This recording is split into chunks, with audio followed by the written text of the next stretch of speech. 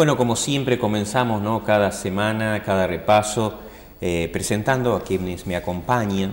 Y en esta ocasión, bueno, Omar, hace ya varias lecciones que me ha acompañado, Omar Maite, representando un poco a la Iglesia de Libertador Norte, pero bueno, ya ahora siempre en la parte de atrás de cámara, siempre estás acompañándonos. Gracias, Omar. Gracias, Roberto, por la invitación una vez más, no solamente a compartir la lección, sino por ser parte de este equipo que hemos formado, ¿no? Medio como que tratamos de terminar juntos, ¿no? Gracias también a los que no se ven, pero que están, ¿no? Y también Maximiliano Porto, ya estudiante de teología, última partecita, ya haciendo lo final, ¿no? Lo que te queda ya. ¿Qué te queda de la parte académica, Maximiliano? Y el examen globalizador de la carrera y ya estaremos del otro lado. Qué bárbaro. Así es. Bueno, hermanos que nos están escuchando, que nos están viendo, Baruch, última lección, personajes secundarios del Antiguo Testamento, en una lección que en algunas semanas fue bien apoyada, le gustó a varios, en otras estuvo un poquito controversial el tema, pero tocamos un tema ahora de Baruch, la vida de Baruch, no sé cómo estaba, conocido, no conocido, algo nuevo, quizás mencionado, pero no tanto sabiendo de la vida. ¿Cómo les pareció a ustedes la lección? Bueno, pastores, es muy interesante que en alguna oportunidad escuché acerca de Baruch. Pero al estudiar esta lección y acercar la cámara más a la vida de este personaje, en realidad me vi muy enriquecido. Ver una persona que puede pasar por desapercibida en el relato bíblico, pero que en realidad tiene una buena aplicación para nuestra vida hoy, siglo XXI. Omar. Sí, sin duda que no es uno de esos personajes más vistos, y seguramente muchos hemos escuchado el nombre de Baruch, pero tal vez nunca con este detenimiento de estudiar la vida de este personaje que, como decía Maximiliano, nos ha enriquecido en esta semana viendo a alguien tan especial como lo fue Baruch. Más como en el contexto. En el contexto en el que estamos. Sábado de tarde, si ustedes me acompañan abriendo el folleto de Escuela Sabática, allí lección número 13, ¿no? Si abrimos allí en el último párrafo, menciona el autor, dice: Baruch vivió en este tiempo de cambios dramáticos y de pérdidas. Sin embargo, aunque su mundo se desmoronaba, él dejó un legado que ningún rey ni ninguna guerra podrían destruir, ¿no? Qué bárbaro, en ese sentido. Y me llama la atención poderosa en la introducción de la lección del día sábado, ¿cierto? Como que está empezando a presentar el contexto de dónde estaba Baruch, diciendo justamente que el rey Josías había muerto. Ese es el contexto histórico, ¿cierto? El rey Josías, rey de Israel, y entonces allí aparece, ¿cierto?, que los hijos, ¿no? Y leo específicamente lo que dice el autor, dice: sus hijos que reinaron después de él no tenían la misma visión que su padre y se rebelaron contra Babilonia. El hecho es que justamente el papá obedecía, aunque estaban esclavos, obedecían y no tuvieron ese espíritu de autosuficiencia, de querer ser independiente de Babilonia sin haber pedido, ¿cierto?, la visión de Dios de qué es lo que debían hacer, ¿no? Si yo tuviera que elegir un mundo para vivir, no elegiría en el cual le tocó a Baruch vivir. Una época, una época bastante complicada, ¿no? Pero sin lugar a dudas, Baruch tenía una buena madera, por decirlo así. Y justamente la circunstancia, la situación lo demostró, ¿no? En el estudio de toda esta semana. Sí, y el hecho es que empieza toda la problemática, o se agrava la problemática en la época de Baruch, de esos hijos. Mueren sus padres y el legado espiritual ellos no lo tienen, o directamente ellos no lo reciben, y entonces se quieren independizar de Babilonia.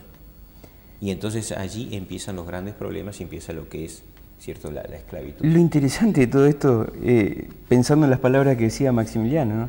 Es decir, si tuviéramos que elegir, no elegiríamos precisamente esa época, pero si lo traemos a nuestros días, estamos viviendo en esa época, porque comparativamente los hechos que estaban aconteciendo en esos momentos, comparados con lo de nuestra sociedad hoy, se parecen muchísimo.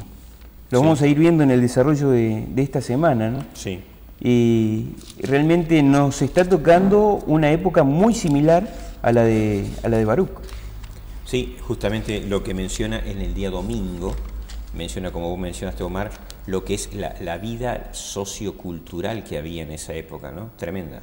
La injusticia, algo bien claro, algo que se destacaba, y no por algo aparecen las palabras, por un lado, de Jeremías, hablando sobre las consecuencias de un accionar y las consecuencias del otro accionar, ¿no? ¿Qué podemos decir en cuanto a eso? ¿Qué es lo que se destacaba, no? Sí, algo de lo que se destaca es algo de lo que estamos viviendo también hoy. Dice que económicamente las cosas iban muy bien para un sector que vivía a costillas del otro, en nuestras palabras, ¿no? Y en realidad hoy estamos viviendo exactamente la misma situación. Si vamos a las palabras bíblicas, el que es rico se seguirá enriqueciendo y el que es pobre se seguirá empobreciendo. Y acá lo tenemos claro tanto para esa época como para los días de hoy. Justamente, si usted me acompaña en Jeremías, si abrimos la Biblia, Jeremías capítulo 7, verso 6, ¿cierto? Todo el 7 presenta, ¿cierto?, una actitud, un pedido de Dios, ¿no? Si mejorad vuestros caminos, mejoraréis, ¿cierto?, las consecuencias que iban a tener. Pero el versículo 6 dice, y no oprimiréis al extranjero, al huérfano y a la viuda, ni en este lugar derramaréis la sangre inocente, ni anduviereis en pos de dioses ajenos, para el mal vuestro. Os haré morar en este lugar, en la tierra que di a vuestros padres para siempre. Es decir, Dios le pide a través del profeta un cambio, ¿no? Por un lado se presenta aquí opresión, los ricos oprimiendo, como bien mencionamos, a los pobres. El autor presenta allí en el segundo párrafo, o en el párrafo anterior, antes de la pregunta, las letras en negritas, dice: la gente quería estar libre de Babilonia, económicamente las cosas iban bastante bien, por lo menos para un sector de la población que se volvía más rica al explotar a los pobres, ¿no? Y volviendo a la idea de que el mundo de Baruch se asemeja mucho al nuestro, en el aspecto moral lo vemos también. Una sociedad que tiene una apariencia de piedad, pero que en realidad niega totalmente la eficacia de ella, ¿no? Engañosos, que roban, matan, como nos dice allí en el versículo de Jeremías 7, versículo 9, donde juran en falso, adoran incluso a Baal, y simplemente piensan que la protección divina está allí en el templo y se acobijan en sus murallas, en sus puertas, pensando que allí están exentos de toda la injusticia que puede rodear la sociedad. Como que la presencia del templo los hacía inmune a las consecuencias del pecado. Eso lo dice el versículo 4, ¿no?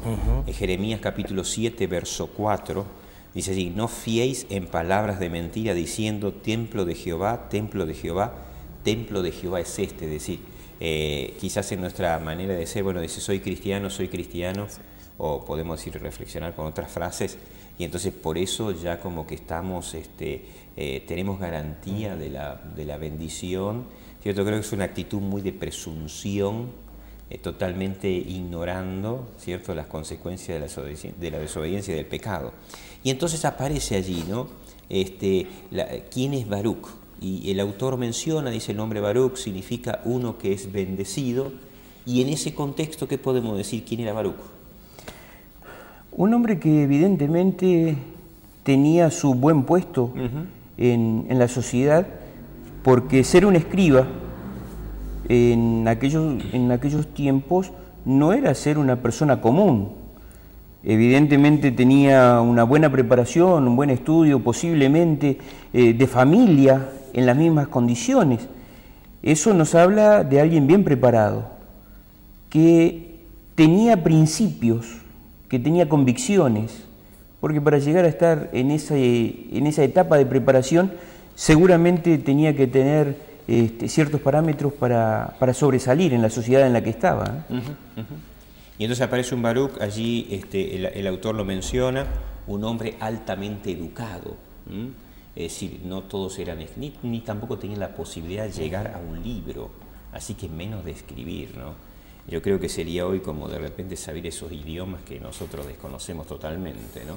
Pero bueno, aparece entonces Baruch allí y menciona, dice, no se dice cómo Baruch fue llevado al servicio del sacerdote y profeta Jeremías.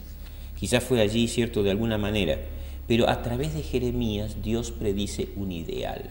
Ahora vamos a ir viendo cómo Dios, a través de la lección, muestra por un lado el ideal que Dios espera de Israel, pero entonces allí el accionar de Israel produce una consecuencia que es inevitable y que verdaderamente los lleva justamente a la esclavitud.